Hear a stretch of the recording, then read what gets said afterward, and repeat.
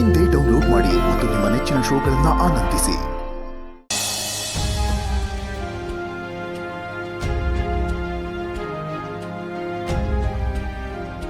ನೋವಾಗ್ತಿದ್ಯಾ? ಇಲ್ಲ ಅಣ್ಣ, ನಂಗಾಗಿರೋದು ತುಂಬಾ ಸಣ್ಣ ಗಾಯ. ಆದ್ರೆ ಪಾಪ ಕೃಷ್ಣಂಗೇನೆ ಜಾಸ್ತಿ ಏಟ್ ಬಿದ್ದಿದೆ. ಕೈಯೆಲ್ಲ ತರ್ಚ್ಕೊಂಡು ಬ್ಲಡ್ ಜಾಸ್ತಿ ಹೊರಟೋಗಿದೆ. ತುಂಬಾ ನೋವು ಅನುಭವಿಸ್ತಾ ಇದ್ದಾನೆ. ಅವನಿಗೆ ಔಷಧಿ ಹಚ್ಬೇಕಣ್ಣ. ಯಾವ ಔಷಧಿ ತಗೋಬೇಕು ಅನ್ನೋದು ಅವನಿಗೆ ಚೆನ್ನಾಗಿ ಗೊತ್ತಿದೆ. ಅದನ್ನ ಅವನು ತಗೋತಾನೆ. ನಿನಗೆ ಆ ತೊಂದರೆ ಬೇಕಾಗಿಲ್ಲ. ಹಾಗಲ್ಲ ಅಣ್ಣ. ಯಶೋಧ, ನಾನೊಂದು ಮಾತು ಹೇಳ್ತೀನಿ ಕೇಳು. ನಾವು ರಸ್ತೆಯಲ್ಲಿ ನಡ್ಕೊಂಡು ಹೋಗ್ತಾ ಇರ್ತೀವಿ. ಗೊತ್ತಿಲ್ಲದೆ ಕಾಲಕ್ಕೆ ಕಸ ಅಂಟ್ಕೊಳ್ಳುತ್ತೆ. ಏನು ಮಾಡ್ತೀವಿ? ಕಾಲು ತೊಳ್ಕೊಂಡು ಮುಂದಕ್ಕೆ ಹೋಗ್ತಾ ಇರ್ತೀವಿ. ಅದ್ರ ಕಸ ಎಲ್ಲಿದೆ ಅಂತ ಹುಡ್ಕೊಂಡು ಹೋಗಿ ನಾವೇ ಗುಂಡಿಗೆ ಬೀಳೋದಿದೆಯಲ್ಲ, ಅಂಥವ್ರನ್ನ ಯಾರು ಕೈ ಹಿಡಿತಾರೆ?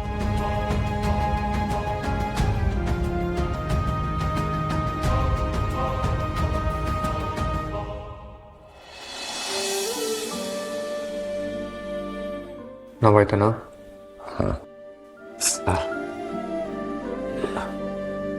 ಏನೇ, ಈ ಸಿನಿಮಾಗಳಲ್ಲಿ ತಂದೆ ಸ್ವರೂಪ ಅಣ್ಣ ಅಂತ ಹೇಳ್ತಾರೆ. ಅದೆಲ್ಲ ಡೋಂಗಿ ಅನ್ಕೊಬಿಟ್ಟಿದೆ ಕಣ. ಆದ್ರೆ ಈಗ ಅದೆಲ್ಲ ನಿಜ ಅನ್ನಿಸ್ತದೆ. ಏಟ್ ಜೋರಾಗೆ ಬಿದ್ದಿದ್ದಲ್ಲ. ಬದುಕು ಕೊಟ್ಟಿರೋ ಹೊಡ್ತದ ಮುಂದೆ ಇದೆಲ್ಲ ಯಾವ್ದೋ ಲೊಟ್ಗೆ ಪುಸ್ಕೆ. ಥ್ಯಾಂಕ್ಸ್ ಕಣ. ಥ್ಯಾಂಕ್ಸ್. ಯಾಕೆ? ನನ್ನ ಬಗ್ಗೆ ಕಾಳಜಿ ವಹಿಸೋದು ತುಂಬಾ ಅಪರೂಪ. ಸಿಕ್ತಾಗ ಥ್ಯಾಂಕ್ಸ್ ಹೇಳ್ಬಿಡ್ಬೇಕು. ನಿನ್ನ ಥ್ಯಾಂಕ್ಸ್ನ ನೀನೇ ಇಟ್ಕೋ. ಇನ್ಮೇಲಾದ್ರೂ ಹುಷಾರೋ.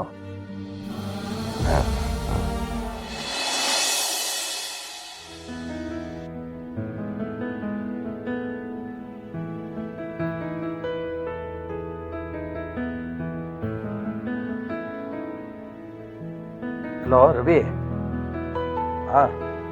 ಅದು ನಾವು ಸ್ವಲ್ಪ ದುಡ್ಡು ಬೇಕಿತ್ತು ಕಣ. ಕೊಟ್ಬಿಡ್ತೀನಿ, ಆದಷ್ಟು ಬೇಗ ತೀರಿಸ್ಬಿಡ್ತೀನಿ ಕಣ.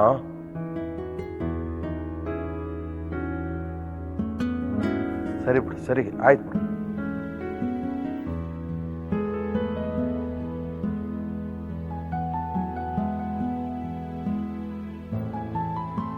ಹಲೋ ಲವ್, ಅದು ಬರೋವಾರದಲ್ಲಿ ನನ್ನ ತಂಗಿ ಮದುವೆ ಇತ್ತು. ಸ್ವಲ್ಪ ದುಡ್ಡಿದ್ರು ಕೂಡ ಲವ್ ತೀರಿಸ್ಬಿಡ್ತೀನಿ ಕಮಾರಯ್ಯ. ಸರಿ ಬಿಡಪ್ಪ.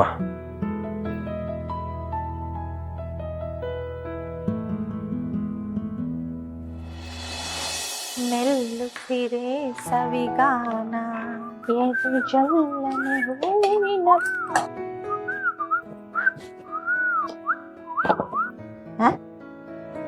ಮೈ bro. Yes bro. Thank you bro.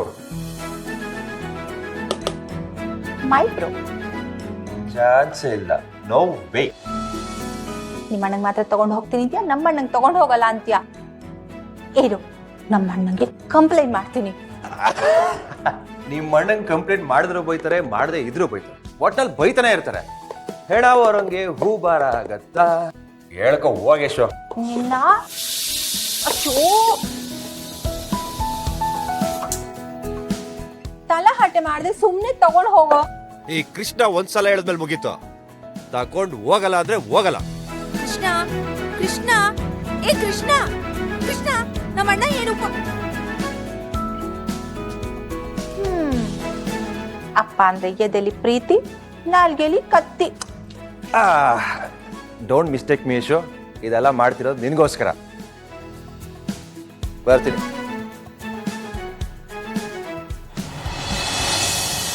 Madam, ನೀವು ಚೀಟಿನ ಅರ್ಧಕ್ಕೆ ಬ್ರೇಕ್ ಮಾಡಿದ್ರೆ ನಿಮ್ ಕೈಗೆ ಪೂರ್ತಿ ದುಡ್ಡು ಬರಲ್ಲ ಮೇಡಮ್.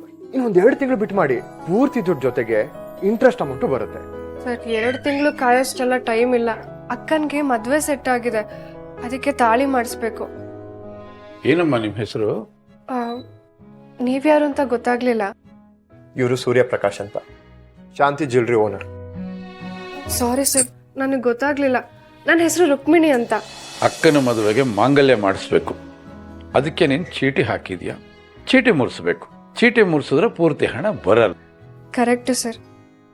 ಅಕ್ಕನ ಮದುವೆಗೆ ತಂಗಿ ಹಣ ಕೂಡಿಟ್ಟಿದ್ದಾಳೆ ನೋಡು. ಒಳ್ಳೆ ಉದ್ದೇಶನೇ ಇದು. ನೋಡಿದ್ರೆ ಒಳ್ಳೆ ಮಗು ತರ ಕಾಣ್ತಾ ಇದೆಯಾ? ವಿನಯ್ ಒಂದು ಕೆಲಸ ಮಾಡು, ಅಪ್ಪ ಚೀಟಿ ಹಣನ ಬ್ರೇಕ್ ಮಾಡಿ ಪೂರ್ತಿ ಹಣ ಅವಳ ಕೈ ಕೊಡು. ಸರ್ ಪರವಾಗಿಲ್ಲ, ನೀವ್ಯಾಕೆ ಲಾಸ್ ಮಾಡ್ಕೊಳ್ತೀರಾ? ದುಡ್ಡು ಲಾಸ್ ಆದ್ರೆ ಸಂಪಾದನೆ ಮಾಡಬಹುದಮ್ಮ, ಆದ್ರೆ ನಿನ್ನಲ್ಲಿರೋ ಒಳ್ಳೆತನ ಲಾಸ್ ಆಗ್ಬಾರ್ದು. ಯಾಕೆಂದ್ರೆ ಅದು ಅಪರೂಪದ ಆಸ್ತಿ. ಕೆಟ್ಟದ್ ಮಾಡಿದಾಗ ಶಿಕ್ಷೆ ಕೊಡೋರ್ ಕಮ್ಮಿ, ಒಳ್ಳೇದ್ ಮಾಡಿದಾಗ ಬಹುಮಾನ ಕೊಡೋರ್ ಕಮ್ಮಿ ಅಂತ ನಮ್ಮ ಅಣ್ಣ ಯಾವಾಗ್ಲೂ ಹೇಳ್ತಾ ಇದ್ದ. ಆದ್ರೆ ನೀವು ನಿಮ್ ಋಣನ ಆದಷ್ಟು ಬೇಗ ತೀರಿಸ್ತೀನಿ ಸರ್. ಶಾಂತಿ ಜ್ಯುವೆಲರ್ಸ್ ಕಡೆಯಿಂದ ನಿಮ್ಮ ಅಕ್ಕನ ಮದುವೆಗೆ ಒಂದು ಒಳ್ಳೆ ಗಿಫ್ಟ್ ಅಂತ ಅನ್ಕೋ. ನೀನು ಅದನ್ನು ತೀರ್ಸೋದು ಬೇಡ, ಹೊರಗಡೆ ಹೋಗಿ ಎಲ್ಲೂ ತೋರಿಸ್ಕೊಳ್ಳೋದು ಬೇಡ. ಶುಭವಾಗಲಿ. ನಮ್ಮೂರ್ ಮನೆ ಊಟ ರುಚಿ ಕೃಷ್ಣ ಕೃಷ್ಣ ಯಜಮಾನ್ರ ತಾನೆ ಕೊಡು, ನಾನು ಕೊಡ್ತೀನಿ. ಮರಿಯಪ್ಪ, ಇವತ್ತು ನಮ್ ದೇವರಿಗೆ ನಾವೇ ನೈವೇದ್ಯ ಕೊಡ್ತೀವಿ, ನೀನ್ ಸುಮ್ನಿರಪ್ಪ.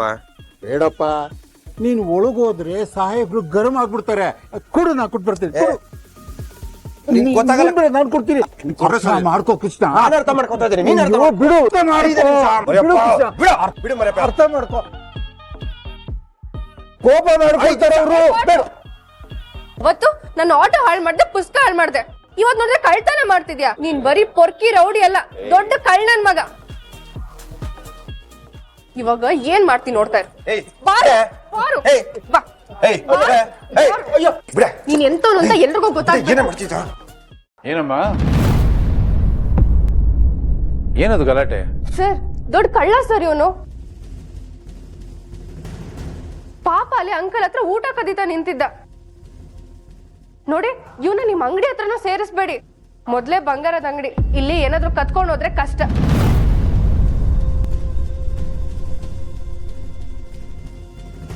ಉಗಿಬೇಕಾಗಿರೋದು ನಿನ್ಗಲ್ಲ, ನಿನ್ನ ಹೆತ್ತು ಬೀದಿ ಬಸವಂತರ ಬಿಟ್ಟಿದಾರಲ್ಲ ನಿಮ್ಮ ಅಪ್ಪ ಅಮ್ಮ,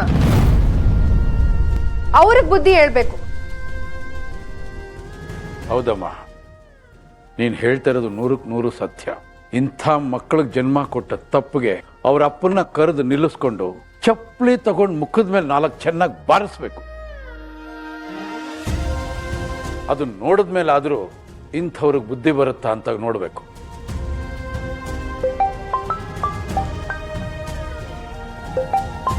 ಸರ್, ಮನೆಯಿಂದ ಕಾಲ್ ಬರ್ತಿದೆ, ನಾನು ಹೊರಡ್ತೀನಿ.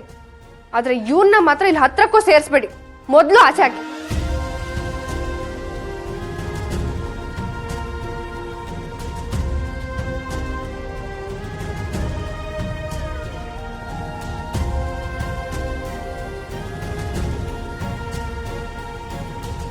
ನಾನು ನಿಮ್ಮಪ್ಪ ಅಂತ ಎಲ್ಲೂ ಹೇಳ್ಕೊಳ್ಳಲ್ಲ. ಯಾಕೆ ಅಂತ ಈಗ ಗೊತ್ತಾಯ್ತಾ? ಹೇಳ್ಕೊಂಡ್ರೆ ಮೊದಲನೇ ಕಲ್ಲು ನನಗೆ ಬೀಳೋದು.